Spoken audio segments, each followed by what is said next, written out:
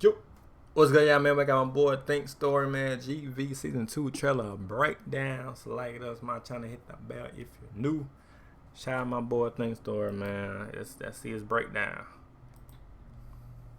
I can't believe it's been almost 2 years since Gen V Season 1 ended, but our good friends at WOP have supplied us with a new Season 2 trailer. So I thought it would be fun to give it a look and see what might be in store for our sophomore year. If you haven't seen the trailer yet, I've left a link to it in the description, but let's not waste any time and get right into it. Here we have everyone's favorite blood-manipulating maven, Marie Moreau, in some sort of dingy bathroom. This doesn't look like Godolkin. In fact, later on in the trailer, we'll see we're at some sort of abandoned preschool. We'll see Kate, Jordan, Marie, and a girl I think might be Marie's little sister checking this place out, which might suggest this place holds a secret to their past. We'll soon find Marie on the run, chased by a soup named Dognot, who we actually saw briefly in The Boys Season 4 as one of 25 candidates considered for a spot in the 7. His powers are closely tied to a dog's, and if you listen closely, you can even hear him growl. I thought he ate a dog. He ate out a dog.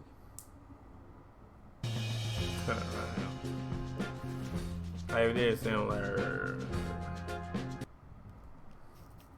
It's a big difference. He has superhuman smell, strength, and is a master tracker, which makes him perfect for trying to find Marie. If you look closely, you'll see he's holding a syringe in his hand, likely something to incapacitate Marie or perhaps even take away her powers for good. We'll also see blood pooling outside the tub, so either this fight got really messy or Marie's been experimenting with her powers.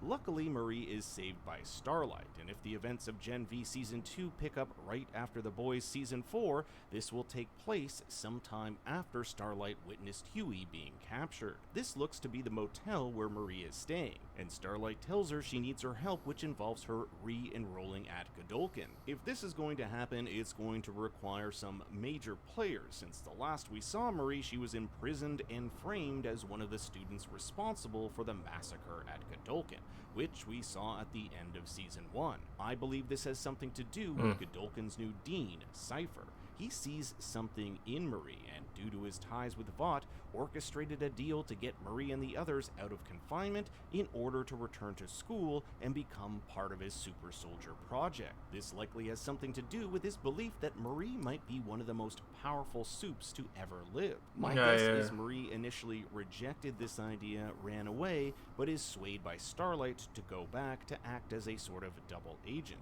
We will see Marie apologize to Jordan for, quote, leaving her. What's going to be super awkward is having to be back with Kate, who betrayed her friends in the Season 1 finale. The last we saw her was in The Boys Season 4, where she was responsible for brainwashing Frenchie and coordinating his and Kimiko's capture. Here we see Sam's look at Emma as she arrives back at school.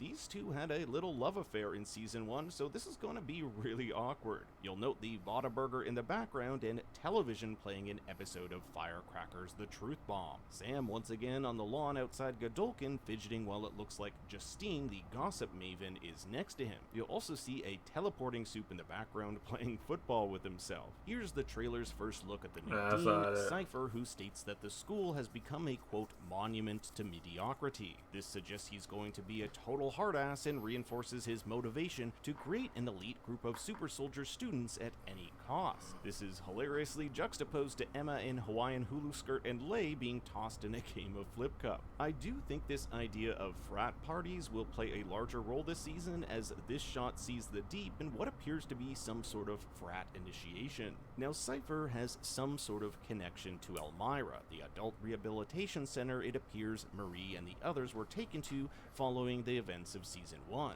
We'll see Marie there with some sort of human shock collar, but who is this behind her?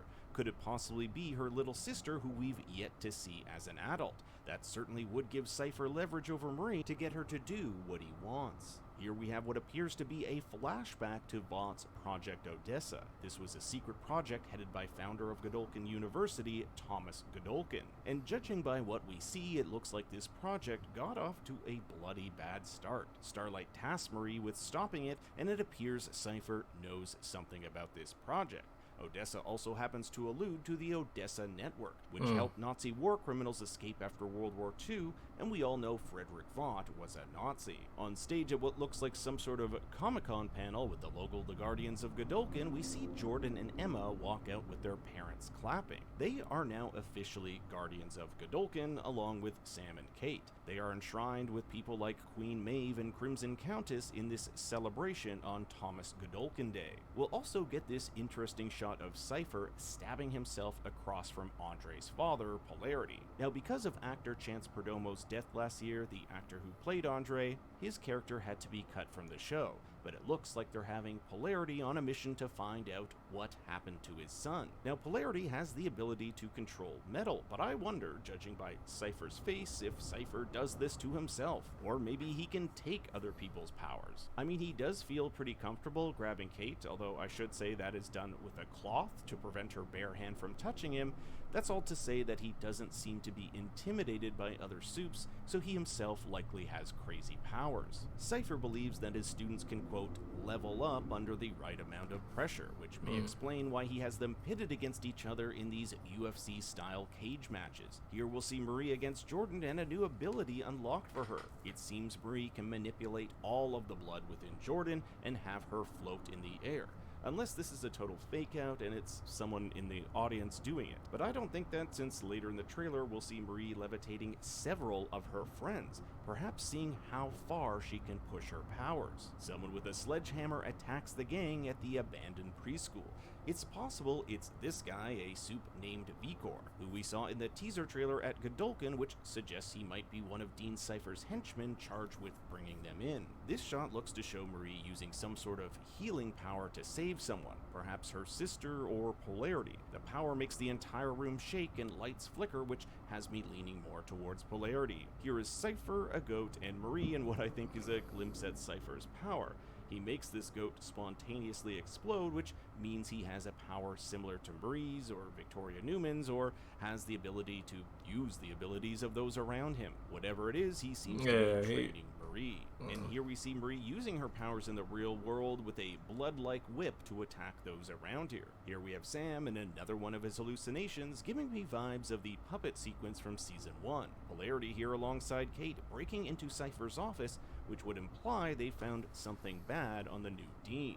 Maybe something that implicates him in the disappearance of his son. Jordan here in what is likely their escape attempt from Elmira, and Sam telling Kate he wants all of this to stop. Emma here experiencing another one of her embarrassing giant moments in some sort of office. Polarity scrambles on the ground as Black Noir swoops in. He was last seen at Vaught Tower purging any employee who might have dirt on the supes and Homelander's coup. And what would a boys spin-off be without a musical dance number? These are Godolkin students dancing in blood, and here we can make out Rufus, the telepath. Maybe he or Kate are controlling them like puppets in their attempt to hone their powers, considering this seems to take place in the training room. Marie also continues her romantic relationship with Jordan in both his and her gender-bending roles. Sam here charging at Jordan and crashing the two of them through the Godolkin dorms. Marie opens this file folder and makes me think of this one they found on Andre, so maybe they're learning something about what happened to him. Now here is one of the most interesting shots of the trailer. I think this could be Cypher removing Stormfront from this cylindrical iron lung type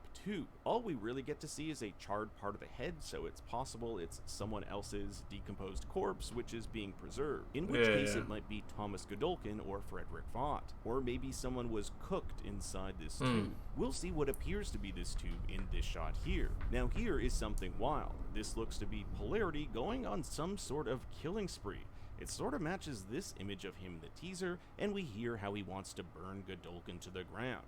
No doubt he'll be on a quest to find out what happened to his son, and it looks like Cypher was connected in one way or another. But now I turn it over to you. What do you think will happen next? I want to hear your thoughts and theories in the comments below. Now I do plan on covering the whole season, so make sure you're subscribed when new episodes come out. And if you want more bad takes, you can follow me on Twitter and Instagram at ThinkStoryYT.